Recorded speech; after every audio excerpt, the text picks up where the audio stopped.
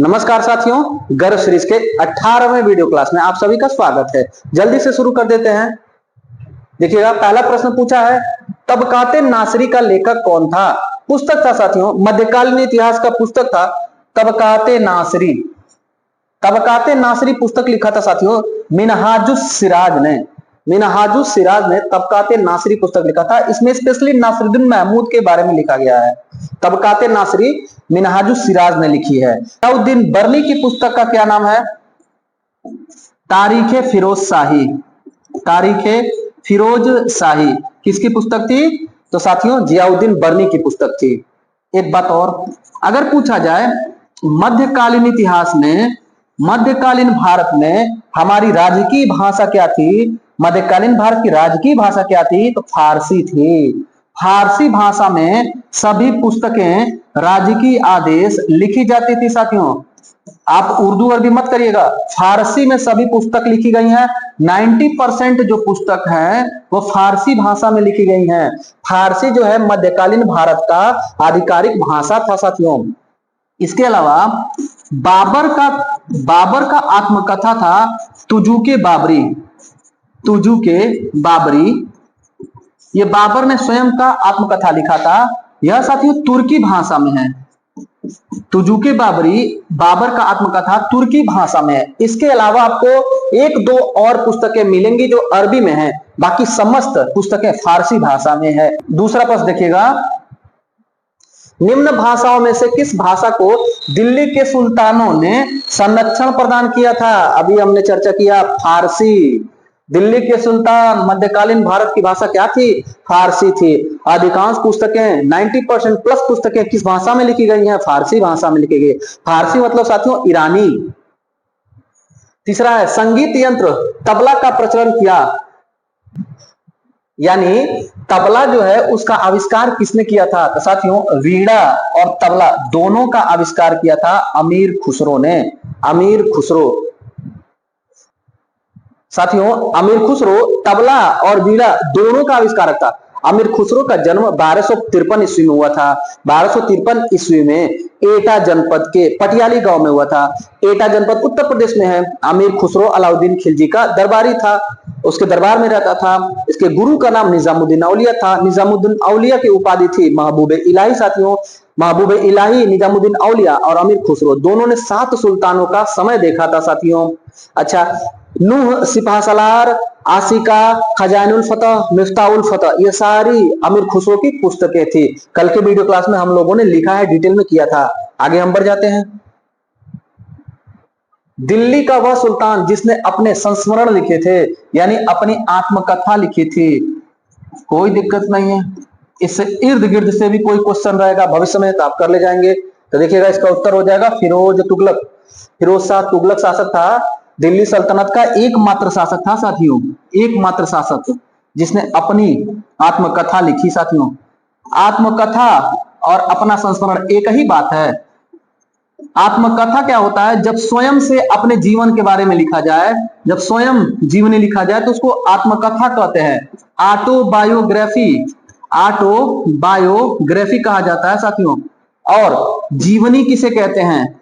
जीवनी जब कोई दूसरा आपकी जीवन के बारे में लिखे, कोई दूसरा जब जीवनी लिखे तो उसको जीवनी या बायोग्राफी कहते हैं साथियों। बायोग्राफी कहते हैं। तो दिल्ली सल्तनत में फिरोज शाह तुगलक था एकमात्र शासक जिसने अपना आत्मकथा लिखा था। नाम था इसका क्या? फुतुहाते फिरोज शाही। फुतुहाते फिरोज शाही। फुतुहाते फिरोज शाही क्या था? तो फिरोज शाह तुगलक का आत्मकथा था, इसने स्वयं से लिखा है। अच्छा, इसी से मिलता जुलता पूछ दे, तारीखे फिरोज शाही किसकी है? तो जियाउद्दीन बर्नी की पुस्तक है। इसके अलावा साथियों अगर आप मध्यकालीन भारत में जाएं, ये तो दिल्ली सल्तनत का बात हुआ ना, इसके अलावा अगर मध्यकालीन भारत में जाएं, मध्यकालीन भारत में तो बाबर, जहांगीर, इन लोगों ने भी अपनी आत्मकथा लिखी। बाबर की आत्मकथा थी बाबरनामा। बाबर की आत्मकथा बाबरनामा तुर्की भाषा में थी। जहांगीर की भी आत्मकथा थी तुजुके जहांगीरी। जहांगीर ने अपनी आत्मकथा लिखी थी और ये फारसी भाषा में था साथियों। जितनी भी पुस्तकें सब फारसी भाषा में, बस बाबरनामा याद रखिएगा तुर्की भाषा में। तो अगर पूछे कि पूरे मध्यकालीन इतिहास में कितने शासकों ने लिखा अपना आत्मकथा, तो 3, बाबर, जहांगीर और फिरोजशाह तुगलक। और दिल्ली सल्तनत में अगर पूछेगा तो फिरोजशाह तुगलक हो जाएगा। आपको, हमें उम्मीद है कि आपको पता होगा। दिल्ली सल्तनत अलग है और मुगल काल अलग है। दिल्ली सल्तनत मुगल काल और आरंभिक जो आक्रमण था, अरबी आक्रमण, तुर्की आक्रमण, मोहम्मद बिन कासिम, महमूद गजनवी और गोरी, इन सबको मिला करके मध्यकालीन इतिहास कहा जाता है साथियों। अगला प्रश्न देखिएगा, भारत में पोलो खेल का प्रचलन किया गया। भारत में पोलो जो खेल था उसका प्रचलन किसके द्वारा किया गया? तुर्कों के द्वारा किया गया, तुर्कों के द्वारा। शतरंज कहां शुरू हुआ? हमारे भारत में। पोलो कहां शुरू हुआ? पोलो भारत में कहां से आया? तुर्कों ने लाया, तुर्क देश से आया था। अच्छा, पोलो को साथियों चौगान भी कहा जाता है, चौगान। और यही चौगान खेलते समय 1210 ईस्वी में ऐबक यानी कुतुबुद्दीन ऐबक की घोड़े पर से गिर करके मृत्यु हो गई थी। घोड़े से गिर करके ऐबक की मृत्यु कब हुई थी? 1210 ईस्वी में। कैसे हुई थी? पोलो या चौगान खेलते समय। और ये पोलो कहां से आया था? तुर्की क्षेत्र से आया था। अगला प्रश्न देखिएगा, निम्नलिखित में से कौन सा युग्म सुमेलित नहीं है? ये दिया हुआ है साथियों, यात्री या विद्वान, और यहां लिखा उनके देश का नाम। इब्न बतूता मूर देश या मोरक्को से था, सही है। मार्को पोलो इटली देश से था, ये भी सही है। अब्दुल रज्जाक नहीं था, कल के क्लास में हमने पढ़ा है। अब्दुल रज्जाक फारसी था साथियों, ईरानी या फारसी था, और देवराय द्वितीय के दरबार में आया था। देवराय प्रथम के दरबार में निकोलो कोंटी आया था, देवराय द्वितीय के दरबार में फारसी यात्री अब्दुल रज्जाक आया था। और नूनिज पुर्तगाली था, अच्युत राय के दरबार में आया था साथियों। आगे बढ़ते हैं, इसका उत्तर देख लीजिएगा, अब्दुल रज्जाक तुर्की नहीं होगा, ये क्वेश्चन का आंसर हो जाएगा। युग्म सुमेलित नहीं पूछा था ना, तो ये सी उत्तर हो जाएगा साथियों। अगला देखिएगा, 7वां प्रश्न पूछा गया है, दस्तार बंदान कौन कहलाते थे? दस्तार बंदान साथियों उलेमा को कहा जाता था, उलेमा को दस्तार बंदान कहा जाता था। देखिएगा, ये लोग उच्च धार्मिक और न्यायिक पद पर आसीन होते थे। उलेमा उच्च धार्मिक और न्यायिक पद पर आसीन होते थे। ये पगड़ी लगा करके रखते थे, पगड़ी हमेशा लगाए रहते थे। दिल्ली सल्तनत में इनको उलेमा या दस्तार बंदान कहा जाता था, उच्च धार्मिक और न्यायिक पद पर आसीन रहते थे। अगला प्रश्न देखिएगा, अमीर खुसरो का जन्म हुआ था। साथियों कल की वीडियो क्लास में हम लोगों ने पूरा डिटेल में कर लिया है, तो जल्दी से शॉर्ट में इसको कर लेते हैं हम। एटा में हुआ था, 1253 ईस्वी में हुआ था। देखिएगा, अगला प्रश्न है, दिल्ली सल्तनत के किस वंश ने सबसे कम समय तक शासन किया था? साथियों मध्यकालीन इतिहास का जहां से वीडियो क्लास शुरू हुआ है, उस वीडियो क्लास में पूरा दिल्ली सल्तनत के शासक, उनके वंश, सबसे कम सबसे ज्यादा, पूरा बढ़िया से डिटेल में हम लोगों ने किया है। जो साथी नहीं देखे होंगे प्लेलिस्ट में जाकर के उसको देख लीजिएगा। इस प्रश्न का उत्तर हो जाएगा खिलजी वंश। दिल्ली सल्तनत में सबसे कम समय तक जिसने शासन किया था वो खिलजी थे साथियों, खिलजी थे। अगला 10वां प्रश्न देखिएगा, निम्नलिखित में से किस प्रथा की शुरुआत राजपूतों के समय में हुई थी? सती प्रथा, बाल विवाह, जौहर प्रथा। जौहर प्रथा साथियों, जौहर प्रथा की शुरुआत राजपूतों में हुई थी। ये साथियों जैसे सामान्यतः सती प्रथा होता था, सती प्रथा, यही सती प्रथा राजपूतों में जौहर प्रथा कहा जाता था। साथियों थोड़ा सा इसका डिटेल याद रखिएगा। अंग्रेजों के समय में 1829 ईस्वी में अधिनियम 17 के तहत लॉर्ड विलियम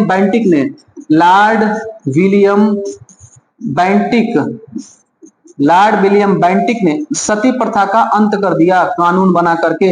और किसके प्रयासों से हुआ? तो राजा राम मोहन राय के प्रयासों से। राजा राम मोहन राय के प्रयासों से सती प्रथा का अंत भारत में हुआ, Lord William Bentinck governor general के समय में, सन 1829 में, अधिनियम 17वीं में। इस सती प्रथा को राजपूतों में जौहर प्रथा कहा जाता था साथियों। अगला प्रश्न देखिएगा, 13वीं और 14वीं शताब्दी में भारतीय कृषक खेती नहीं करते थे। गेहूं की करते थे, जौ की करते थे, चने की करते थे। मक्के की खेती साथियों 16वीं सदी में, 15वीं-16वीं सदी में पुर्तगालियों की देन है।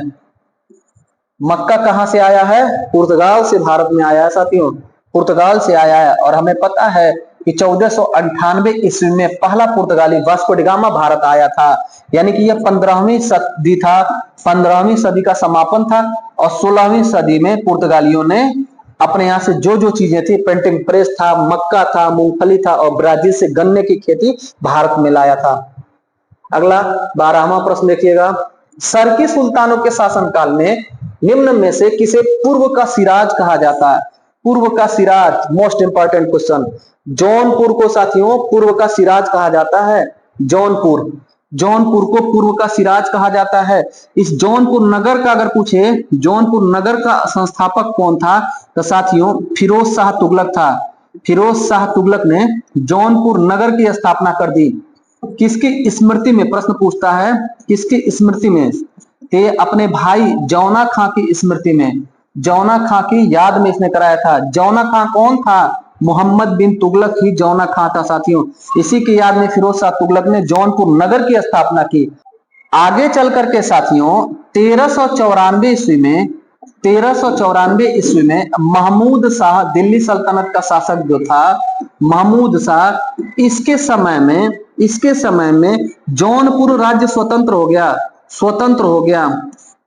जौनपुर राज्य स्वतंत्र हो गया। इस जौनपुर राज्य को स्वतंत्र करने वाला या पूछे जौनपुर राज्य का संस्थापक कौन था, तो मलिक सरवर था साथियों, मलिक सरवर। जौनपुर राज्य का संस्थापक मलिक सरवर था साथियों। यह एक ट्रांसजेंडर था, ट्रांसजेंडर था मलिक सरवर। मलिक सरवर ने जौनपुर राज्य की स्थापना की, फिरोज शाह तुगलक ने जौनपुर नगर की स्थापना की। गलत नहीं करिएगा, याद रखे रहिएगा इस पॉइंट को।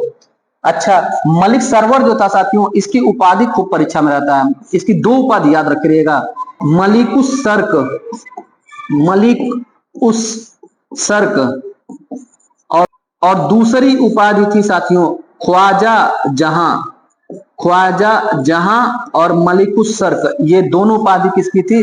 मलिक सरवर की, जिसने जौनपुर नगर की स्थापना 1394 ईस्वी में की थी।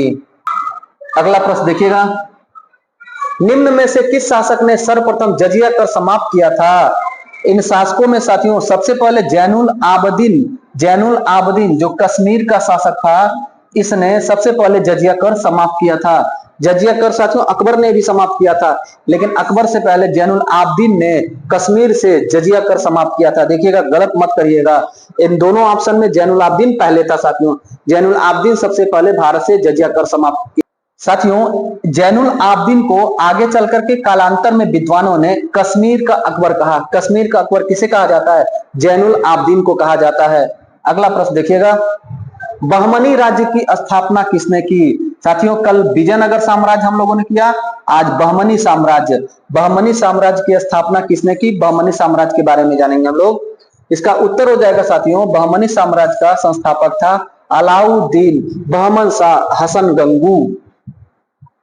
1347 ईस्वी में साथियों, 1347 ईस्वी में अलाउद्दीन, अलाउद्दीन बहमन शाह, अलाउद्दीन बहमन शाह हसन गंगू, अलाउद्दीन बहमन शाह हसन गंगू ने बहमनी राज्य की स्थापना की। इसका नाम अगर हसन गंगू ऑप्शन में दे रहा है तब भी टिक कर लीजिएगा, अलाउद्दीन हसन दे देगा तब भी टिक कर लीजिएगा, बहमन शाह दे देगा तब भी टिक कर दिएगा। ये पूरा उसका नाम था, उसमें से थोड़ा सा नाम दे दिया है, इसलिए हमने यहाँ पर लिखा दिया है साथियों। इनकी राजधानी पूछे, बहमनी राज्य की राजधानी पूछे तो गुलबर्गा थी साथियों, गुलबर्गा राजधानी थी। और यही गुलबर्गा वर्तमान में हैदराबाद है। वर्तमान में हैदराबाद का पुराना नाम क्या था? गुलबर्गा साथियों। हैदराबाद मूसी नदी के किनारे स्थित है, आप सभी जान रहे होंगे। हैदराबाद नगर का संस्थापक साथियों मूसी ही था, उसी मूसी के नाम पे उस नदी का नाम पड़ा। पूरा नाम देखें, निजाम निजामुल मुल्क आसफ जाह, निजामुल मुल्क आसफ जाह चिनकिलीच खान, चिनकिलीच खान मूसी। कठिन है लेकिन 2-3 बार पढ़िएगा याद हो जाएगा। निजामुल मुल्क आसफ जहां चिनकिलीच खान मूसी इसका पूरा नाम था। अच्छा, मूसी भी लिखा आपको मिल जाएगा। मूसी हैदराबाद का संस्थापक है और हैदराबाद नगर मूसी नदी के किनारे है। हैदराबाद का मध्यकालीन नाम गुलबर्गा था और गुलबर्गा ही बहमनी राज्य की आरंभिक राजधानी थी साथियों।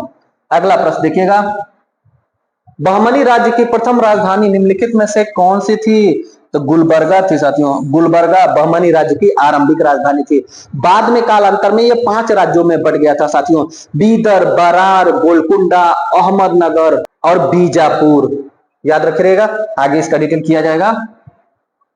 गोलकुंडा को वर्तमान में क्या कहा जाता है? हैदराबाद।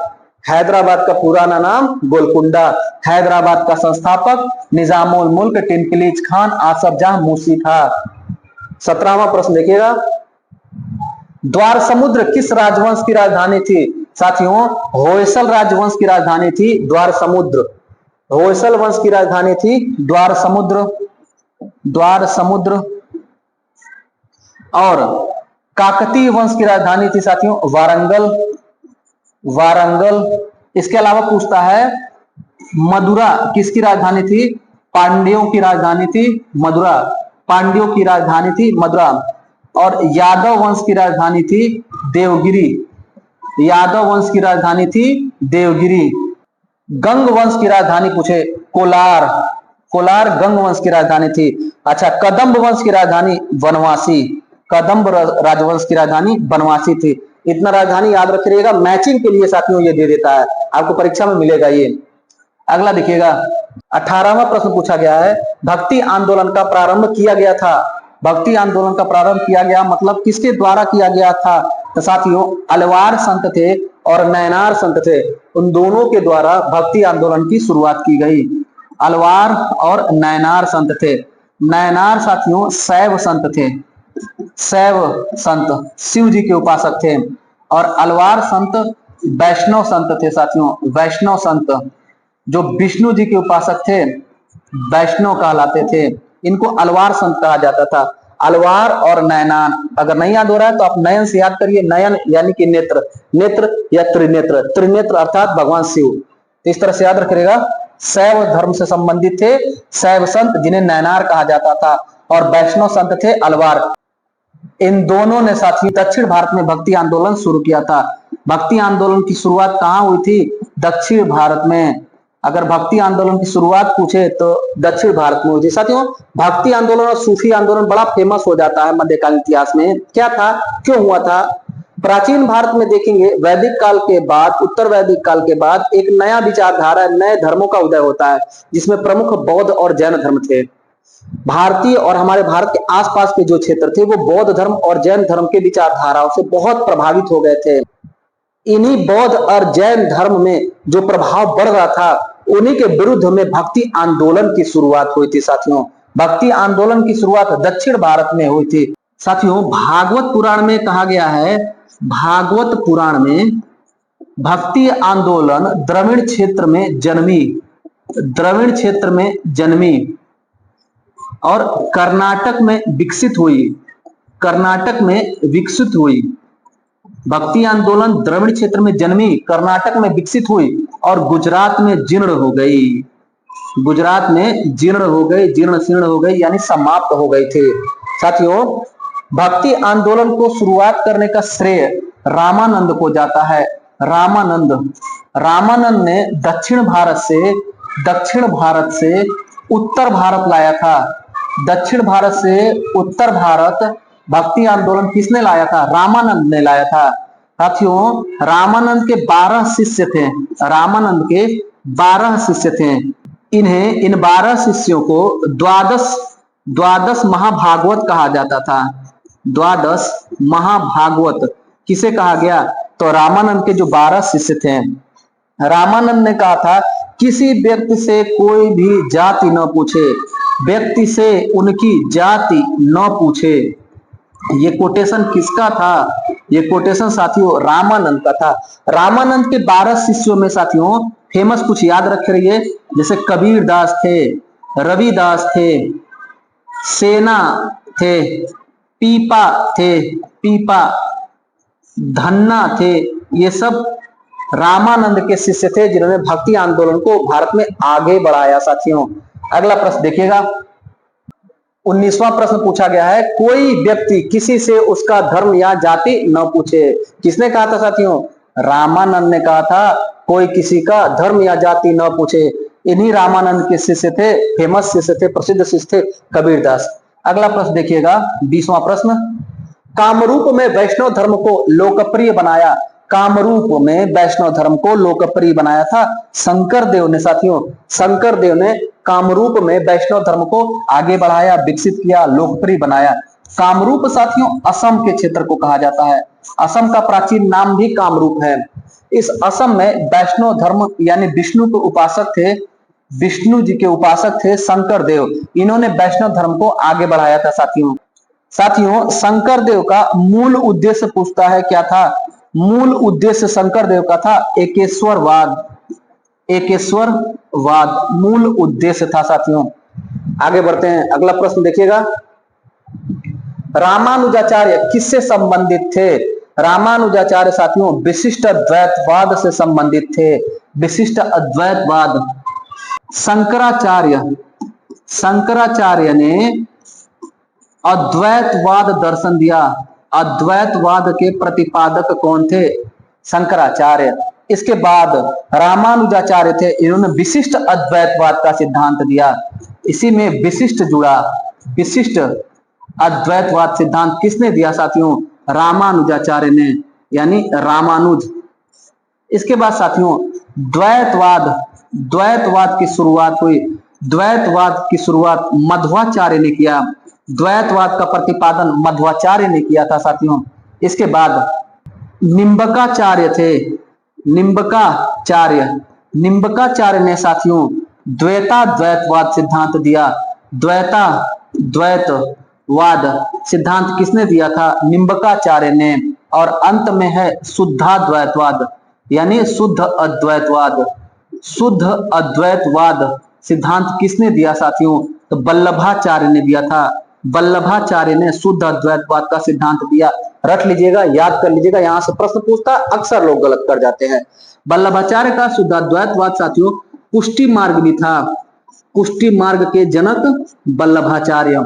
एक बार फिर से रिवाइज करा देते हैं। शंकराचार्य अद्वैतवाद दर्शन के प्रतिपादक, रामानुजाचार्य विशिष्ट अद्वैतवाद दर्शन के प्रतिपादक, मध्वाचार्य द्वैतवाद दर्शन के प्रतिपादक, निम्बकाचार्य द्वैताद्वैतवाद के प्रतिपादक, वल्लभाचार्य पुष्टि मार्ग या शुद्ध अद्वैतवाद के प्रतिपादक। 24वां प्रश्न पूछा गया है, भगवान शिव की प्रतिष्ठा में कितने ज्योतिर्लिंग स्थापित हैं? साथियों संपूर्ण भारत में 12 ज्योतिर्लिंग या 12 शिवलिंग स्थापित हैं। उनमें से कुछ प्रमुख देख लीजिएगा, केदारनाथ, काशी विश्वनाथ, बाबा बैद्यनाथ झारखंड में, बैद्यनाथ, सोमनाथ गुजरात में साथियों, सोमनाथ गुजरात में, ओमकारेश्वर,